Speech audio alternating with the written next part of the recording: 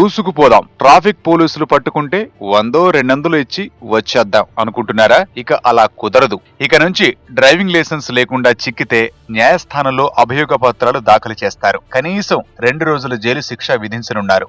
నగర ట్రాఫిక్ పోలీసులు న్యాయ విభాగం మధ్య జరిగిన సమావేశంలో ఈ కీలక నిర్ణయం తీసుకున్నారు. జంట నగరాల్లో 50 లక్షల వాహనాలు ఉంటే అందులో 45 లక్షలు ద్విచక్ర వాహనాలు ఉన్నాయి. ఇందులో 10 లక్షల లైసెన్సులు మాత్రమే జారీ అయినట్లు ట్రాఫిక్ శాఖ చెబుతోంది. లైసెన్స్ లేకుండా దొరికితే వారి డేటాబేస్ ను క్రియేట్ చేసి ఆధార్ నెంబర్ తో అనుసంధానం చేస్తారు. ఇలా చేయడం ద్వారా ఒకవేళ లైసెన్స్ లేక జైలు పాలైతే భవిష్యత్తులో పాస్పోర్ట్, వీసా, ప్రభుత్వ ఉద్యోగం కోసం పోలీస్ వెరిఫికేషన్ ఉంటుంది. అప్పుడు తప్పక ఇబ్బందుల పాలవుతారని పోలీసులు హెచ్చరిస్తున్నారు.